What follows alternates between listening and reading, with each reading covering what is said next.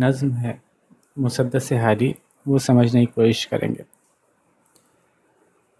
تو پس منظر پڑھ لیتے ہیں تھوڑا سا اس کا، انہوں نے کچھ انٹروڈکشن دیا ہے۔ ہماری زبان کی نظم و نثر میں جو کتابیں لکھی گئیں ان میں قبول عام اور حیات دوام اگر کسی کو نصیب ہوا تو مولانا حالی کا مسدس ہے۔ ہماری زبان میں جتنی بھی نظم یا نثر کی کتابیں لکھی گئیں ان میں اگر قبول عام یعنی عوام کو پسند بھی آئی، اور حیات دوام یعنی ہمیشہ ہمیشہ کے لیے زندہ بھی ہو گئی، یعنی لوگوں کو آج تک یاد ہے، تو اگر کسی کو ملا تو مولانا حالی کی مسدس کو ملا۔ تو یہ باتیں جو لکھی ہیں یہ ایک اور بہت بڑے استاد مولانا سید سلمان ندوی صاحب نے ایک مضمون لکھا تھا، اس میں سے لیا انہوں نے۔ تو ایک بہت بڑے استاد، ایک بہت بڑے انسان کی جب کسی چیز سے کوئی چیز اخذ کی جاتی ہے تو اس کی ویلیو اور بڑھ جاتی ہے، ٹھیک ہے۔ تو اگر سید سلمان ندوی اس کے بارے میں یہ کہہ رہے تو یقیناً اس کا کوئی درجہ ہوگا۔ یہ 1296 ہجری میں لکھا گیا۔ اچھا اب یہ دیکھیں انہوں نے عیسوی بنایا ہوا ہے، عیسوی نہیں ہے، ہجری ہے۔ عیسوی تو کچھ بنتا تھا 1879 یا 1880 بنتا تھا، ٹھیک ہے۔ تو یہ اگر عیسوی لکھنا چاہتے ہیں تو یہاں پہ 1879 آئے گا عیسوی۔ اگر آپ نے یہ سن لکھنا ہے تو ہجری کا سن ہے، تو تقریباً 1879 میں ہی لکھا گیا تھا۔ اس کے بعد سے اب تک جتنے ایڈیشن نکلے شاید ہی کسی دوسری کتاب کے نکلے ہوں گے، یعنی اتنی دفعہ ری پرنٹ ہوئی ہے کتاب کہ شاید ہی کوئی دوسری کتاب اتنی دفعہ ری پرنٹ ہوئی ہوگی، کیونکہ ڈیمانڈ زیادہ تھی اس کی۔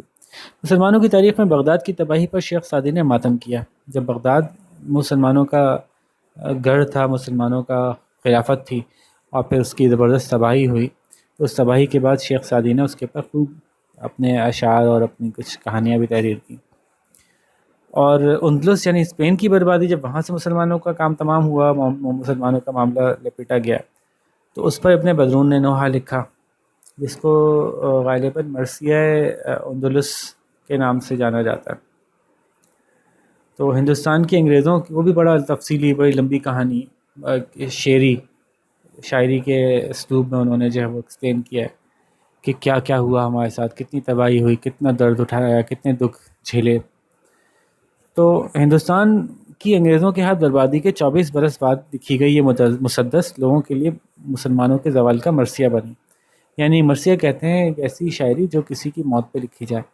تو مسلمانوں کی جو سلطنت کی موت واقع ہوئی، جو اس کا حکومت کی موت واقع ہوئی، تو اس کے لیے یہ نظم لوگوں کے دلوں میں جگہ کر گئی کہ ہاں باقی یہ ہمارے خیالات کی اور جذبات کی عکاسی کرتی ہے۔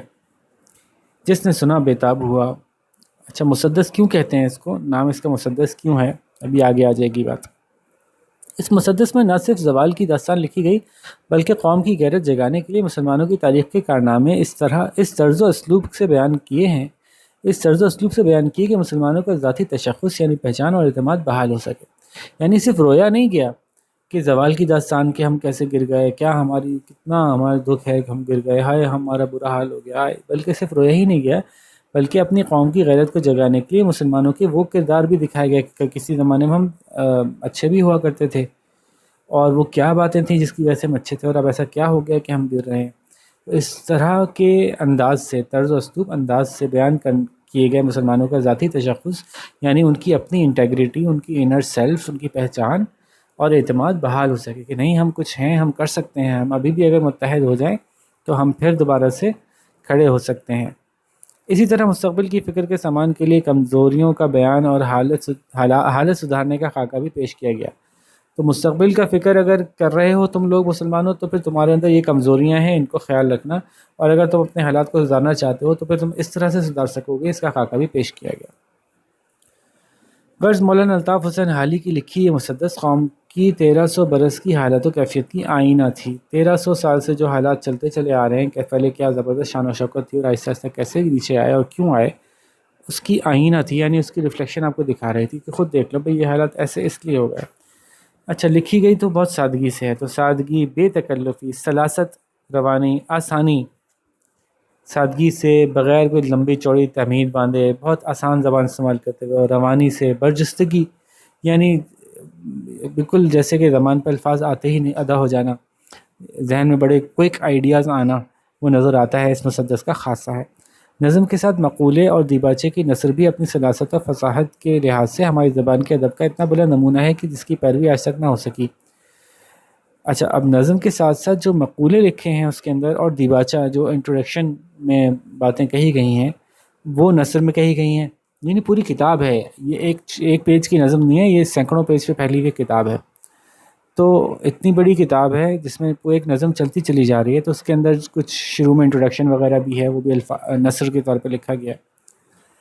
تو اس کو بھی اگر پڑھتے ہیں تو وہ بھی اپنی آسانی، ایک طرف وہ آسان ہے اور دوسری طرف وہ بہت ڈیٹیل اور ان ڈیپتھ ہے، آسان ہونے کے ساتھ ساتھ ڈیپتھ میں بھی بہت زیادہ ہے۔ تو اس لحاظ سے ہماری زبان کے ادب کا بہت بلند نمونہ ہے، جس کی پیروی آج تک نہ ہو سکی، کہ اس جیسا آج دوسرا کوئی نہ بنایا جا سکا۔ ٹھیک ہے، تو یہ مولانا سید سلمان ندوی صاحب نے اس کے بارے میں لکھا، مسدس حالی۔ مسدس کیوں کہتے ہیں؟ مسدس ایسی نظم کو کہتے ہیں جس کے اندر 6 مصرے ہوں۔ ٹھیک ہے، ان 6 مصروں کی وجہ سے اس کا نام مسدس رکھا گیا ہے۔ تو اس کا اصل نام تھا مد و جزر اسلام، اسلام کی بلندی اور پستی۔ مد کہتے ہیں اونچا ہونا، اور جزر کہتے ہیں نیچے جانا، جیسے لہریں کبھی اوپر ہوتی ہیں اور کبھی نیچے جاتی ہیں۔ تو مد و جزر اسلام اس کا نام تھا، اور یہ الطاف حسین حالی کی مسدس، کیونکہ مسدس کی شکل میں لکھ گئی کہ ایسے مشہور ہو گئی کہ مسدس حالی ہے۔ تو اچھی خاصی تمہید ہم نے باندھ دی، اس میں ہی کافی انٹروڈکشن ہو گیا، تو ہم شروع کر دیتے ہیں۔ جیسے میں نے بتایا کافی لمبی ہے، بیچ میں سے صرف ایک ٹکڑا لیا ہے انہوں نے تاکہ آپ کو اس سے انٹروڈیوس کروایا جا سکے۔ اچھا، یہ اتنی مشکل نہیں جتنی کہ آپ کو شاید علامہ اقبال کی شکوہ یا جواب شکوہ مشکل لگے۔ تو شکوہ یا جواب شکوہ کے مقابلے میں یہ نسبتاً آسان ہے، پڑھی جا سکتی ہے تھوڑی سی بھی، اگر آپ کے پاس گائیڈ موجود ہو یا ڈکشنری موجود ہو۔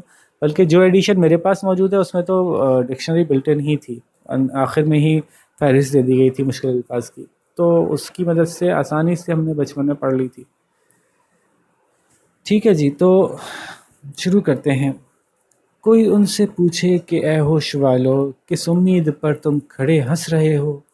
برا وقت بیڑے پہ آنے کو ہے جو، نہ چھوڑے گا سوتوں کو اور جاگتوں کو۔ بچو گے نہ تم اور نہ ساتھی تمہارے، اگر ناؤ ڈوبی تو ڈوبیں گے سارے۔ تو یہ لوگ کھڑے بڑی امید کے ساتھ کھڑے ہیں کہ کچھ نہیں ہوگا، کچھ نہیں ہوگا، کچھ نہیں ہوگا، ہم کچھ نہ کچھ کر ہی لیں گے۔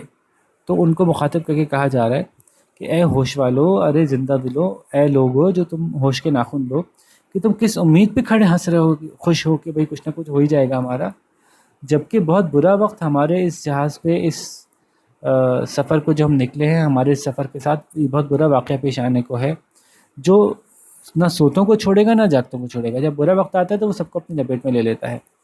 تو بچو گے نہ تم اور نہ ساتھی تمہارے، نہ تم بچو گے نہ تمہارے ساتھی بچیں گے، اگر ہماری ناؤ یعنی کشتی ڈوبی تو سارے ہی ڈوب جائیں گے، تم کیوں کھڑے ہنس رہے ہو؟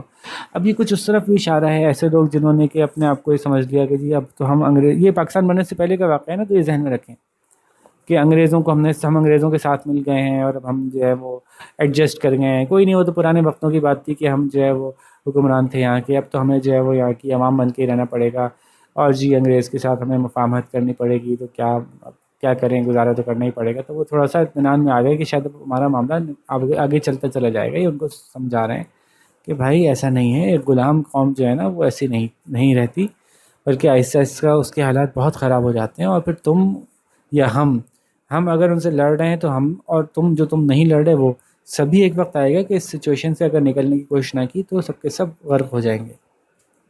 اور یہ ماضی میں مثالیں موجود ہیں کہ جہاں کوئی فاتح قوم آتی ہے نا، تو وہ پھر اس علاقے میں اپنے سے پہلے والوں کا نام و نشان مٹا دیتی ہے آہستہ آہستہ کر کے۔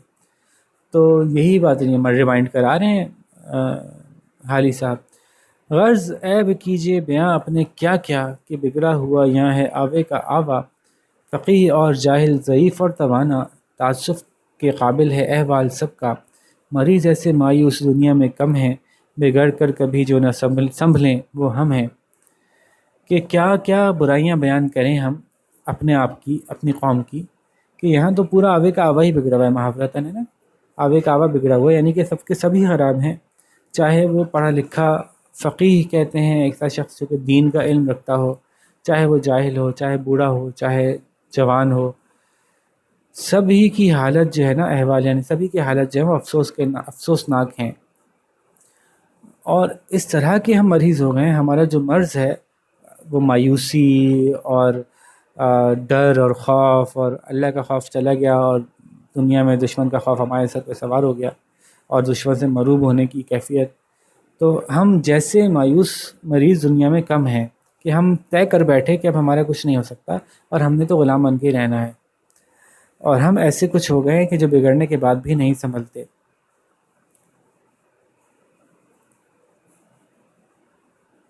اچھا جی. کسی نے یہ ایک مرد دانہ سے پوچھا کہ نعمت ہے دنیا میں سب سے بڑی کیا؟ کہا عقل جس سے ملے دین و دنیا. کہا اگر نہ ہو اس سے انسان کو بہرا.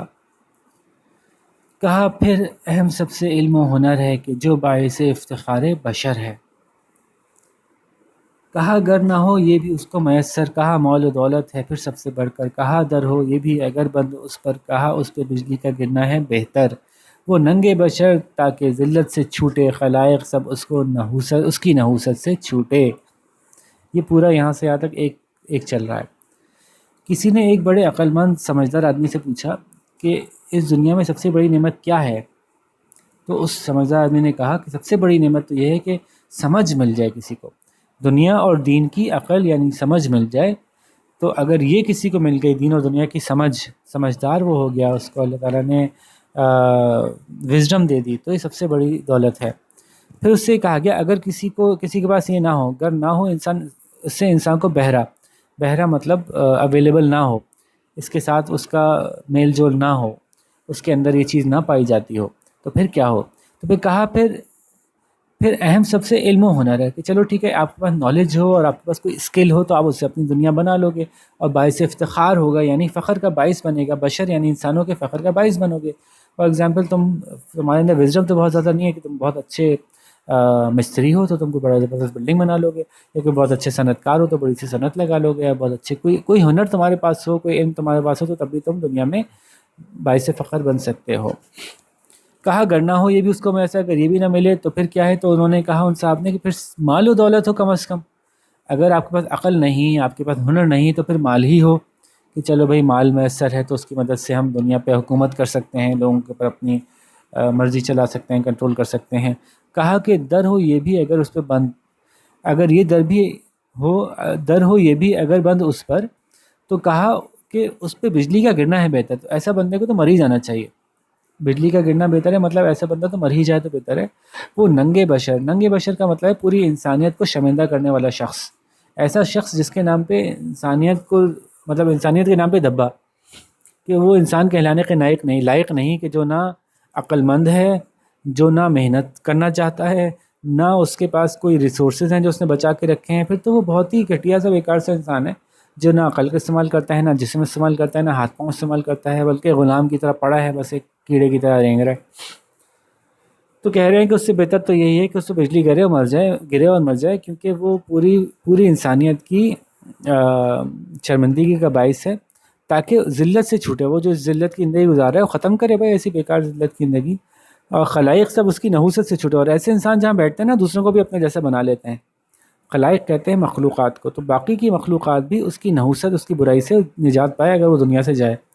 یعنی اتنا برا انسان سمجھے ایک ایسے شخص کو کہ جس میں اول یا تو عقل نہ ہو، اور عقل کی کوشش نہ کرتا ہو، اپنی وزڈم بڑھانے کی کوشش نہ کرتا. چلو وزڈم نہیں ہے تو اپنے ہنر علم کے اوپر محنت کرے، اور جو ہے وہ کوشش کرے کہ اس کا علم اور اس کا ہنر بڑھے، اور اس کی مدد سے وہ کوئی بہتر کام کر سکے. اگر وہ بھی نہ ہو تو کم از کم ریسورسز اس کے پاس اچھے ہو جائیں، وہ اس کے لیے محنت کر لے.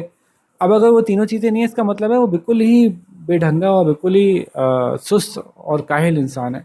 تو ایسے انسان کے لیے انہوں نے کہا کہ ایسا انسان جہاں بیٹھتا ہے نا وہ اپنے ساتھ دوسروں کو بھی اپنے جیسا بنا لیتا ہے.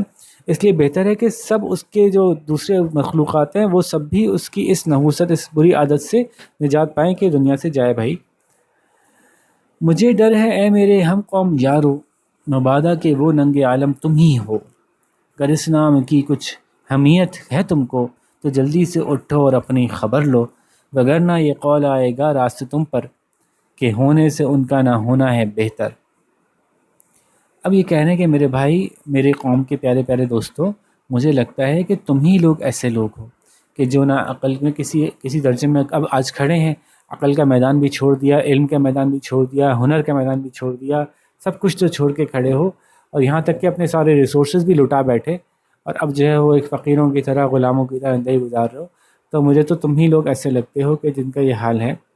تو مجھے ڈر ہے اے میری قوم، ہم قوم یارو، میری قوم کے دوستو، کہ کہیں مبادا کہیں تم ہی وہ شرمندگی عالم لوگ نہ ہو، ایسے لوگ جو پوری دنیا کو شرمندہ کرتے ہیں، انسان کہلانے کے لائق نہیں ہے، کہ اگر تم میں تھوڑی بھی اسلام کی حمیت، اسلام کا جذبہ، اسلام کی محبت باقی ہے، تو پھر جلدی اٹھو اور اپنی خبر لو کہ تم کس حال میں آ گئے ہو، ورنہ یہ قول تم پر راست آ جائے گا، یعنی تم پر درست ثابت ہوگا، راست ہونا درست ثابت ہوگا، کہ تم سے، تمہارے ہونے سے تو نہ ہونا بہتر تھا۔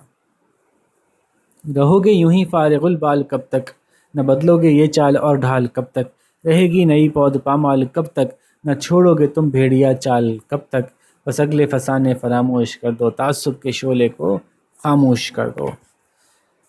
ہاں ہاں، بہت کچھ ہے جی، اس کو تو اگر آپ پڑھیں گے تو بڑا مزہ آئے گا، کبھی آپ پڑھیں، لیکن یہ کہ لمبی ہے، سوچ کے پڑھیں، تو کئی مختلف سیشنز میں پڑھی جائے گی، اکثر لوگ اس کو ایک سٹنگ میں نہیں پڑھ پاتے، لیکن پڑھیں، دیکھیں کہ اس زمانے میں کیا حالات تھے، اور سوچتے آپ اندازہ لگائیں کہ آج تک وہی حالات سے ہم لڑتے آ رہے ہیں، اور ابھی بھی ہم سدھرے نہیں۔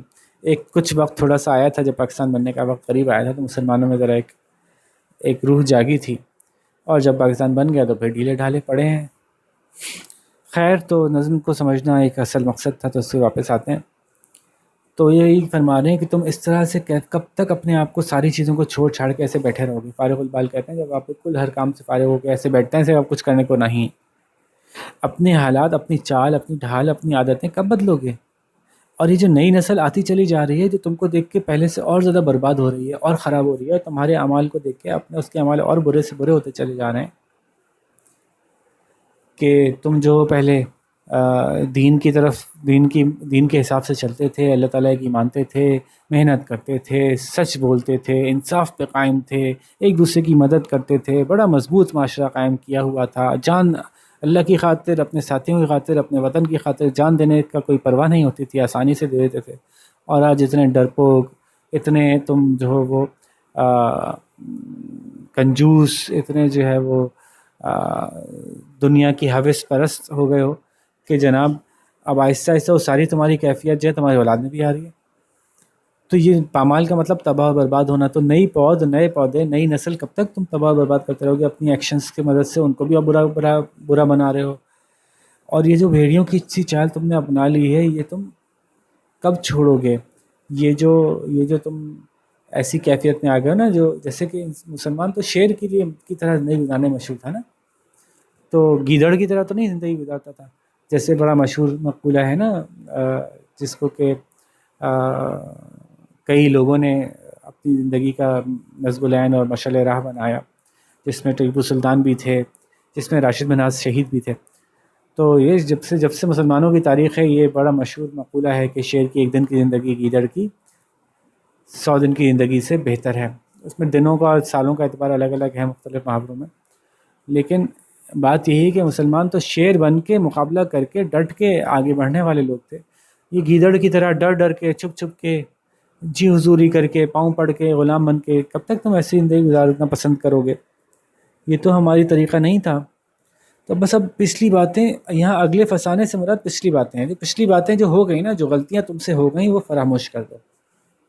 اور یہ جو انگریز نے تمہارے اندر تعصب بھر دیا ہے نا، نسل کا تعصب، میں سید، میں فلانا، تو تم پٹھان، تو تم مہاجر، تو تم سنی، تو تم شیعہ، تو تم کیا کہتے ہیں، تم پنجابی، تو تم بنگالی، تو فلانے، مسلمانوں کے اندر یہ جو تعصب پیدا کر دیا انگریزوں نے، دشمنوں نے، تو اس تعصب کو اپنے اندر سے ختم کرو، اس شعلے کو بند کر دو، آپس کی لڑائیاں ختم کرو، تبھی تم دشمن کے مقابلے پہ کھڑے ہو سکو گے۔ ٹھیک ہے بھائی، تو یہ کچھ تشریح اس کی ہوئی، اور اس کے کچھ سوال دیکھ لیتے ہیں۔ سب سے پہلے تو یہ الفاظ کے معنی میں نے بتا ہی دیے اتفاق سے، لیکن یہ کہ آپ اس میں دیکھ کے پھر دیکھ لیجیے گا، ویڈیو میں سے دیکھتے جب سن رہے ہوں تو ساتھ میں ان کو بھی دیکھ لیجیے گا کہ میں نے کیا معنی بتائے تھے، دوبارہ بتانے کی ضرورت نہیں ہے، الفاظ کو جملوں میں آپ خود استعمال کر لیجیے۔ مسدس حالی کس مقصد کے پیش نظر لکھی گئی؟ مسدس حالی مسلمانوں کو جگانے اور ان کے حالات کے اوپر ایک تجزیہ پیش کرنے کے لیے لکھی گئی، کہ جس کا مقصد یہ تھا کہ مسلمانوں کو یہ سمجھایا جائے کہ تم لوگ ماضی میں کس طرح کامیاب ہوتے تھے، وہ کیا وجوہات ہیں جن کی وجہ سے آج تم ناکام ہو، اور ایسا کیا کر سکتے ہو کہ جس کی وجہ سے مستقبل میں پھر کامیاب ہو جاؤ۔ ٹھیک ہے جی۔ مسدس حالی کی خوبیاں کیا کیا ہیں؟ تو یہ تو بہت بے تحاشا خوبیاں ہیں، اور یہ ہم پیچھے ہم نے مضمون جب اس کا پڑھ رہے تھے تو اس میں بھی کافی ساری باتیں بتائی تھیں، تو اس میں سے آپ دیکھ سکتے ہیں۔ ٹھیک ہے، تو یہ تو آسان سوال ہے، 7ویں جماعت کے لیے تو اس سے زیادہ ہیلپ کرنے کی ضرورت بھی نہیں ہے مجھے۔ آج سے تقریباً 135 برس پہلے لکھی جانے والی نظم آج کے حالات سے مطابقت رکھتی ہے، یہی بات جو میں کہہ رہا تھا آپ سے کہ آج بھی ایسے ہی حالات ہیں۔ اس بات کے حق میں کم از کم تین یا چار دلائل دیجیے۔ ان دلائل کی مثال کے لیے چند اشعار بھی چن کر لکھیے۔ مشکل سوال ہے لیکن آپ کو کر لینا چاہیے، ذرا تھوڑی سی تحقیق کرنی پڑے گی، تھوڑا اپنے بڑوں کے ساتھ بیٹھنا پڑے گا، لیکن یہ کام کیجیے کیا کہ یہ بتائیے کہ آج بھی یہ حالات موجود ہیں، آج بھی ایسا ہی ہوتا ہے، ہم بہت سے کاموں میں آج بھی سست ہیں، وہی ساری برائیاں جو اس میں لکھی ہیں وہ برائیاں آج بھی ہمیں موجود ہیں، تو اس کی مثالیں پیش کیجیے کہ کہاں معاشرے میں ایسا ہو رہا ہے، کیا ہو رہا ہے۔ اپنے ارد گرد دیکھیے، کچرے کے ڈھیر کو دیکھیے، آپ لوگوں کے اندر وہ تعصب کے شعلے دیکھیے، آپ لوگوں کے اندر سیاست کے اندر دیکھیے کس طرح سے ایک دوسرے کے ساتھ رویے ہیں، آپ جو ہے وہ چور بازاری دیکھیے، لوگوں کی جو ہے وہ دھوکہ دہی کا انداز دیکھیے، آپ قانون کی خلاف ورزیاں دیکھیے، جو بھی آپ کو اپنے ارد گرد کی چیزیں نظر آتی ہیں ان کو ذرا لنک کر کے دیکھیے، اس کو ملا کے دیکھیے کہ کیا آج بھی ویسے ہی حالات ہیں ہمارے یا نہیں ہیں۔ اور کچھ اشعار بھی چن کے لکھیے، کچھ ایسی مثالی شعر بھی دیکھ کے نکال کے لکھیے جو کہ ہم پہ پورے اترتے ہوں۔ تو یہ ایک مزیدار کام ہے، میں دیکھتا ہوں کہ آپ یہ کیسے کر کے دکھاتے ہیں۔ ٹھیک ہے، اچھا سوال ایک یہ بھی آئے گا کہ یہ جو دلائل ہوں گے جو ہم بتائیں گے کہ آج بھی ہمارے ویسے ہی حالات ہیں یا شاید اس سے بھی برے حالات ہیں، تو جب ہم یہ دلائل دے رہے ہوں گے تو اس کے ساتھ ساتھ کچھ اشعار بھی لکھنے ہوں گے، تو وہ اشعار اس مسدس سے بھی لکھے جا سکتے ہیں اور اس کے باہر بھی لکھے جا سکتے ہیں۔ تو اس کے باہر سے لکھیں گے تو اور مزہ آئے گا، اور ٹاپک جو ہے اور بڑا ہو جائے گا اور ذرا ڈیپتھ بڑھ جائے گی ٹاپک کی۔ ٹھیک ہے، تو اچھا ہے کہ آپ باہر سے لکھیں۔ تشریح آپ خود کیجیے جی، جیسے کہ میں ہمیشہ کہتا ہوں تشریح آپ خود کیجیے، اتنی تفصیل سے میں نے بتا دی، اب مزید میں اور کیا تشریح بتاؤں، تو آپ خود کیجیے، اس کے بعد مجھے چیک کروائیے گا، میں بتاؤں گا کہ اب اچھی تھی یا نہیں تھی۔ ٹھیک ہے جی، اوکے، پھر انشاءاللہ اب ہم کسی اور لیسن کے ساتھ آپ کے ساتھ ملیں گے۔ آپ کو کچھ پوچھنا ہو تو اب میں نے اپنا ای میل ایڈریس بھی آپ کو دے دیا ہے، اور کمنٹس میں بھی آپ بتا سکتے ہیں، کچھ پوچھ سکتے ہیں، تو پھر انشاءاللہ امید کرتا ہوں کہ سب کچھ سمجھ میں بھی آ گیا ہوگا، اور آپ اچھے سے جواب لکھ کے ہمیں بتائیں گے۔ اوکے، اللہ حافظ، السلام علیکم۔